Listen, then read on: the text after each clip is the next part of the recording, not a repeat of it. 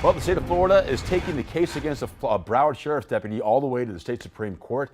Tomorrow, oral arguments are set to begin in Tallahassee. Deputy Peter Perza was charged with manslaughter in 2013 after shooting and killing Jermaine McBean in Oakland Park. That charge was eventually dismissed after the deputy used Florida's stand your ground law as a defense, but the state says police officers aren't entitled to use that law. Local 10's Jeff Weinseer reports from Tallahassee.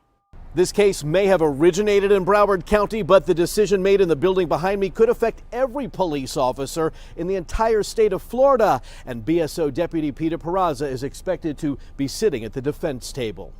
Be a very dangerous ruling, because if police officers are not allowed to use the stand your ground law, they'll be afraid to do their job. Eric Schwartzreich is BSO Deputy Peter Perza's attorney. He will have just 20 minutes to address Florida Supreme Court justices on Tuesday. This case should have never have gone that far, and we are hopeful, confident. 2013 BSO Deputy Peter Perza was charged with manslaughter after shooting and killing 33-year-old Jermaine McBean. Perza responded to a call of a man with a gun walking around an Oakland Park apartment complex.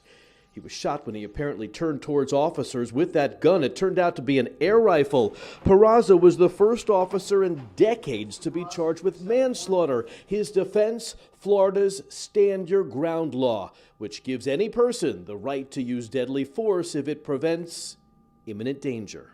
Because he did nothing wrong. He was defending other deputies, children at a swimming pool, our community, and himself. At a stand your ground hearing, a Broward judge agreed the manslaughter charge was dropped.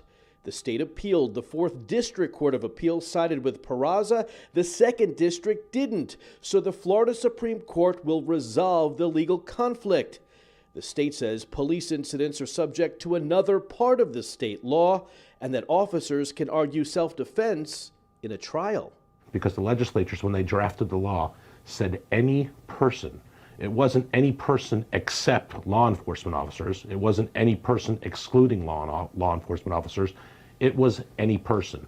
We don't expect the Supreme Court justices to make any kind of final decision tomorrow. Each side will have 20 minutes to state their case, and we will be here. Outside the Florida Supreme Court in Tallahassee, Jeff Weinseer, Local 10 News.